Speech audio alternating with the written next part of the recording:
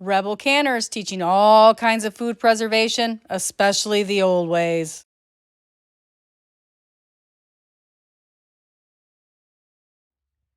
Rebel Canners, look what came in my mail. I'm so excited. It's like the Sears Roebuck catalog of my childhood. Seeds, yes. The pictures in here are phenomenal. If you order it just for the pictures, it's worth it.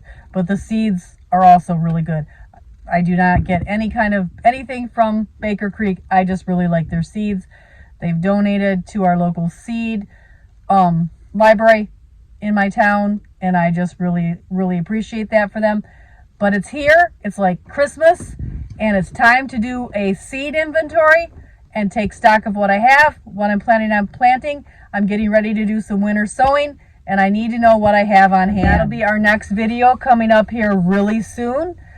But I'm going to start doing my seed inventory, and I, embarrassingly enough, have to gather my seeds from all sorts of different locations. But one thing I really want to talk to you about while I'm here talking about a seed inventory, food security isn't necessarily a full pantry of canned goods.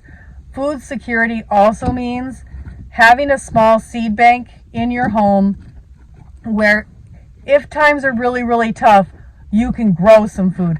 The best way to preserve food is in seed form. It's small, it's compact, all the energy is there to grow a garden for you and feed your family. Even if you don't garden right now, I urge you to make sure that you have a seed bank that you just slowly build, just like you slowly built your canning pantry. Slowly build a seed pantry in your home, in a shoebox somewhere, high up in a dry, dark closet. Cooler is good. Don't run out and buy any of those millennial things that, wrapped in Mylar and sealed, vacuum sealed. Seeds breathe. I think there's going to be a lot of disappointed people in 25 years that if they try to grow those seeds, they're not going to get the results that they wanted. I think it's really interesting that the world has, I believe, 4 seed banks. One is located in Iceland. They freeze their seeds and keep it frozen in the freezer. Obviously not all seeds that's good for. Know your seeds.